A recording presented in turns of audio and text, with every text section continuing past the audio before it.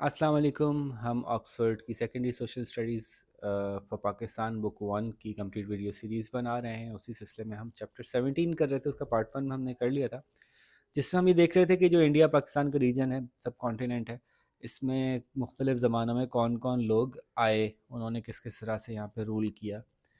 تو ہم بات کر رہے تھے، ہم نے ڈریویڈینس کی بات کی تھی. وہ 6000 7000 سال پہلے یہاں پہ آئے تھے یا رہتے تھے یہاں پہ پہلے سے. اس کے بعد تقریباً 1500 ایئرس BCE یعنی بیفور کرنٹ ایرا. ہم لوگ کھڑے ہیں 2024 ACE کہہ لیں، یا AC نہیں، سوری CE. ہم لوگ کھڑے ہیں 2024 CE کرنٹ ایرا میں. ٹھیک ہے، تو 2024 سے پیچھے جاتے ہیں اور ہم بات کرتے ہیں 1500 BCE کی. تو پہلے تو 2000 سال یہ پیچھے کریں گے اور 1500 سال یہ ہوں گے، تو یہ فرق بن جائے گا تقریباً 3500 سالوں کا. تو اس وقت آئے تھے ایرینز، ان کی ہم نے بات کی. ایرینز آ کے یہاں پہ اپنا نیا کلچر لائے تھے، ویپنس بھی لے کے آئے تھے. ان کو اب میٹل کا یوز آتا تھا. انہوں نے جو ہے وہ بڑی آسانی سے ڈریویڈینز، جو کہ زیادہ ویپنائز سوسائٹی نہیں تھی، اس کے پر کنٹرول کیا تھا. تو 1500 BC سے اب آگے جا رہے ہیں. جیسے جیسے آگے جاتے آئیں گے، نئے دور کے قریب آتے جائیں گے، یہ 1500 سے 1400 ہو جائے گا، 1300 ہو جائے گا، 1200 ہو جائے گا. تقریباً 600 BCE کے پاس کے زمانے میں ایک نئی طاقت دنیا میں جنم لے رہی تھی. اسی دوران ایک اور بھی لے رہی تھی، لیکن پہلی کی بات کر لیں. وہ ہے پرشیا، ایران، فارس. یہ سب ایک ہی جگہ کے نام ہیں. تو اگر آپ غور کریں، جو انہوں نے دکھایا یہ پرشین امپائر دکھایا، یعنی ایرانی امپائر کہاں کہاں پھیلا ہوا تھا، اس میں ہمارا جو مقصد ہے وہ پاکستان کو دیکھنا ہے نا. تو وہ میں آپ کو دکھاتا ہوں. وہ کچھ یہ ہے نا ہمارا پاکستان کا میپ. تھوڑا سا ایکسکیوز کیجیے گا مجھے، میں نے ذرا رف اسکیچ کر رہا ہوں تو اونچ نیچ ہو سکتی ہے. تو سم تھنگ لائک دیٹ. ٹھیک ہے، تو اب یہ دکھانے کا مقصد یہ ہے کہ پرشین امپائر جو ہے وہ تقریباً 600 BCE یعنی کرنٹ حضرت عیسیٰ کے آنے سے ہی پہلے 600 سال پہلے جو ہے وہ بڑا ہونا شروع ہو گیا تھا، اور آہستہ آہستہ پھیلتے پھیلتے ادھر بھی موو کیا وہ، اور ادھر بھی موو کیا. دیکھیں پڑھتے ہیں. They became warlike nation in the 6th century BCE. اور دے کیپچرڈ اے ہیوج امپائر. کافی بڑی جگہ انہوں نے کیپچر کر لی، وچ اسٹریچ فرام گریس. یہ رہا گریس. And Egypt. یہ رہا ایجپٹ. ان دا ویسٹ کے اندر یہ western area. And to the north western India. یہ رہا ناردرن انڈیا، یہ رہا ویسٹرن انڈیا. تو نارتھ ویسٹ انڈیا جو کہ اب پاکستان ہے اس پہ بھی یہ پہنچ گئے تھے. مزے کی بات ہے، ایرینز کی جو زبان تھی وہ سنسکرت تھی اور ان کی زبان پرشین تھی. تو ایک نیا دور جنم لینے والا تھا آہستہ آہستہ کر کے، جہاں سنسکرت کے ساتھ کچھ دوسری زبانیں مل کے اور پرشین مل کے، پھر عربی مل کے، آپ لوگ سمجھ ہی گئے ہوں گے، اور پھر کچھ انگریزی مل کے ہماری ایک نئی زبان جس کو کہ ہم اردو کہتے ہیں وہ جنم لے گی. ٹھیک ہے، اور بھی اس میں اور بھی زبانوں کے الفاظ ہیں. تو ترکی کے بھی ہیں. واپس آتے ہیں. ہم بات یہ کر رہے تھے کہ 600 BCE کے اندر جو ہے وہ پرشینز نے سر اٹھایا اور انہوں نے کانکر شروع کیا. گندھارا کنگڈم جو کہ ادھر کہیں تھی، تو گندھارا کنگڈم کو بھی کانکر کیا. یہاں پہ ایک علاقہ ہے اسلام آباد کے قریب، ٹیکسلا کے اندر انہوں نے اپنا سینٹر کیپٹل بنایا، اور اس کے آج بھی کچھ آثار موجود ہیں ٹیکسلا میں. which later became a great center for art and learning. جو بھی جگہ سینٹر بنتی ہے کسی کا ہی، وہاں پہ پھر یہ سب کچھ شروع ہو جاتا ہے کہ وہاں سے نالج پوری دنیا میں پھیلتی ہے. جو لوگ آتے ہیں ان کو نالج ملتی ہے، لوگ سیکھنے کے لیے آتے ہیں. تو یہ جگہ پوری دنیا کے لیے، اس وقت کی دنیا کے لیے جو ہے وہ نالج اور آئیڈیاز کے لیے بڑی زبردست بن گئی. پرشینز جو ہیں وہ نئی چیزیں لے کے آئے. انہوں نے منی کو یوز کرنا دنیا کو سکھایا کہ کیسے منی یوز کرتے ہیں. نئی کنسٹرکشن کے طریقے لے کے آئے اس علاقے میں، ہمارے علاقے میں. انہوں نے بھی کچھ یہاں کے لوگوں سے بھی انہوں نے کچھ سیکھا، جیسے کہ میڈیسن ایرینز زیادہ بہتر جانتے تھے، میکنگ اسٹیل ایرینز زیادہ بہتر جانتے تھے. تو انہوں نے پرشینز نے ان سے سیکھا کہ یہ کیسے کرتے ہیں. ٹھیک ہے، اور اسٹیل تو بہت ایکسپینسو چیز تھی. وہ انہوں نے جب سیکھی تو ان کو بہت فائدہ ہوا. اس زمانے میں تو بہت تھوڑا سا ہی، it could be only made only in small quantities because the process was so difficult. تو steel was used mainly by the rich for manufacturing better weapons. تو کیونکہ اسٹیل جو ہے وہ جلدی نہیں ٹوٹتا اور کوروڈ نہیں ہوتا، اس پہ زنگ نہیں لگتا، تو جس کی وجہ سے یہ بہت یونیک چیز تھی اس وقت زمان دنیا کے لیے. پھر پرشینس نے جو ہے وہ اریگیشن ٹیکنیکس بھی اچھی یوز کی، کیونکہ اب ان کو مل گیا تھا انڈس واٹر سارا سال بہنے والا بہترین دریا، اور یہاں کے پلین علاقے جہاں پہ کہ اچھی فصلیں آرام سے اگا سکتے تھے، تو انہوں نے یہاں پہ اریگیشن کی، یعنی نہری نظام بھی کریٹ کیا، دریا کو اور دور دور تک پہنچایا. However, like other empires before them, they also grew weak, and after some years, they lost power. تو ان کو آہستہ آہستہ وہ بھی ظاہر ہے کمزور ہوتے گئے، کیونکہ جب یہ ادھر اٹیک کریں گے، یہ ادھر پہنچیں گے، تو ادھر کی فورسز بھی تو ادھر واپس آئیں گی.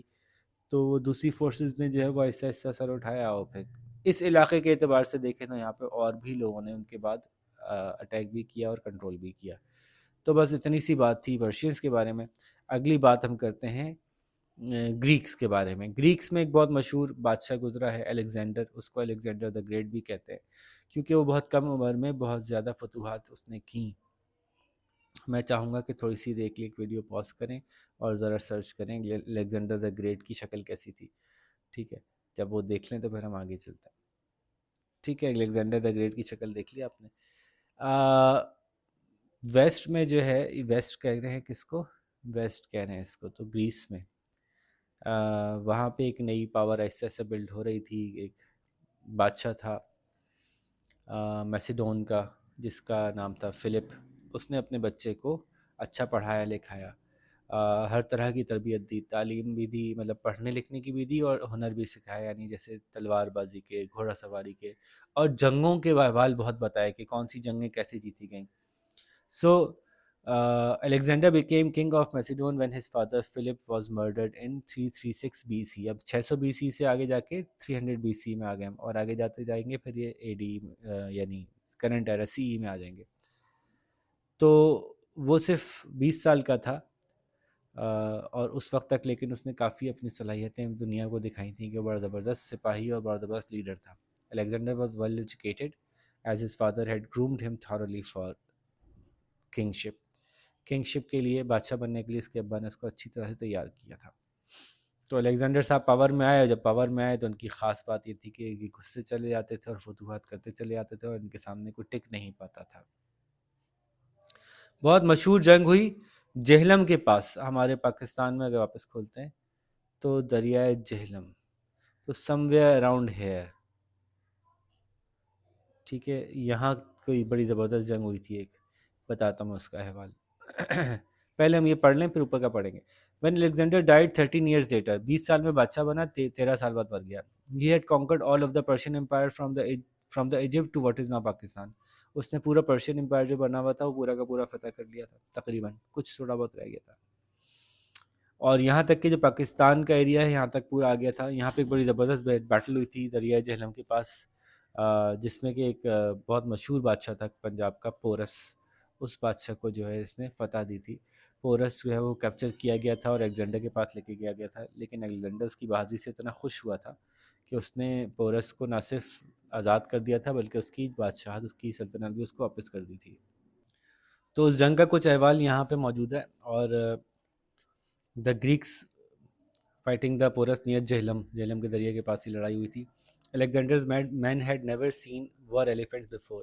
اس سے پہلے انہوں نے کبھی یہ ہاتھی نہیں دیکھے تھے جنگ میں جو استعمال ہوتے ہیں. And were terrified. تو کافی وہ گھبرا گئے تھے الیگزینڈر کے لوگ. Elephants were tanks of the ancient world. پرانے زمانے میں جیسے آج کے دور میں ٹینک ہوتے ہیں اس طرح سے ایلیفنٹس یوز ہوتے تھے. Men stood in a closely packed group with their 5 to 6 meter long spears. تو لوگ پھر ایلیفنٹ سے مقابلے کے لیے کیا کرتے تھے کہ وہ لمبے لمبے نیزے پکڑ کے کھڑے ہوتے تھے، ایسے رکھ کے زمین پہ رکھ کے ایسے پاؤں رکھ کے اور کھڑے ہوتے تھے. لمبے لمبے نیزے، لمبے لمبے ہوتے تھے بہت نیزے، اور وہ ایک دوسرے سے بالکل جوڑ جوڑ کے کھڑے ہوتے تھے. They put one end of the spear on the ground and held it in place by their feet. اپنا پاؤں رکھ کے اس کو جما کے رکھتے تھے اور زمین پہ تھوڑا سا گڑا بھی کر لیتے تاکہ ہلے نہیں. And the sharp end was held out in front. اور جو نوک تھی اس کو سامنے رکھتے تھے. گھوڑوں سے بھاگتے ہوئے گھوڑے جو آ رہے ہیں ان سے بھی بچنے کا یہ طریقہ ہوتا تھا، اور ہاتھیوں سے بچنے کا بھی طریقہ ہوتا تھا. ہاتھیوں والے نیزے کافی لمبے ہوتے تھے. The elephants could not get near the soldiers without running into the spears. Other soldiers rushed up with daggers and cut the Achilles tendons of the elephant so that their legs were collapsed. तो ये इस जगह इनके जो है वो वार करके इनकी टांगों के वो नर्व्स काट देते थे जिससे हाथी गिरते थे। तो ये इन्होंने वहीं वॉर के दरमियान ही डिवाइस किया। लड़ते लड़ते ही पहली दफ़ा इन्होंने हाथी को देखा, हाथी को देख के फिर इन्होंने खुद ये डिवाइस किया कि अभी कैसे इनसे मुकाबला करना है। इसी तरह का मुकाबला खालिद बिन वलीद का भी एक ज़माने में हुआ था, उन्होंने भी एक डिवाइस किया था। तो वो भी हम पढ़ेंगे जब हम हिस्ट्री में वहाँ तक पहुँचेंगे तो।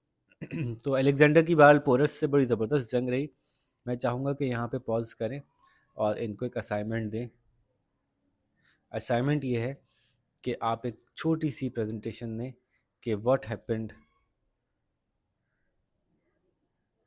इन द वॉर या battle between Alexander and porous. और इस पे ये तो बड़ा मशहूर वाक़या है, आपको बहुत आसानी से जो है वो इस पे डेटा मिल जाएगा और इंटरनेट पे पूरा मौजूद है। तो ये निकालिए पहले पहले ये कीजिए, फिर हम आगे चलेंगे। ठीक है, यहाँ पॉज़ करते हैं, यहाँ तक का असाइनमेंट लेते हैं। ये असाइनमेंट जमा करवाइए, उसके बाद फिर आगे चलिएगा। अच्छा जी, आप लोगों ने प्रेजेंटेशन दे दी, पोरस के बारे में अच्छी तरह से मालूम हो गया आपको, ठीक-ठाक आपने मालूमात हासिल कर ली। अब आप समझ गए किस तरह से जंग हुई थी, क्या मामलात हुए थे। Alexander now wanted to march eastward, so to what was believed to be the edge of the world. उस ज़माने में समझा जाता था कि दुनिया चपटी है, तो अलेक्जेंडर फतूहात करते करते यहाँ पे दुनिया के किनारे तक जाना चाहता था कि देखूं तो इधर क्या होता है। His soldiers, however, thousands of kilometers from their homes in Greece, refused to obey for the first time. पहली दफ़ा ऐसा हुआ कि उसके सिपाहियों ने कहा भाई अब हम और आगे नहीं जाएंगे, बस बहुत हमने दुनिया पता कर ली, अब और आगे जाने का हमारा दिल नहीं चाहता। तो मजबूरन Alexander was force to go back to Persia, फिर ये वापस पर्शिया आए मजबूरन। Half is army crossing the terrible Makran desert, और रास्ते में जो उनको मिला वो मिला मकरान डेजर्ट, जो बहुत उस वक्त बहुत खुश्क और सूखा हुआ था और पूरी फ़ौज का वहाँ से गुजरने में बहुत बुरा हाल हो गया था। और इस तरह से पहुँचे कि आधी आर्मी जो है वो मकरान डेजर्ट के थ्रू गई और आधी आर्मी जो है वो समंदर के ज़रिए।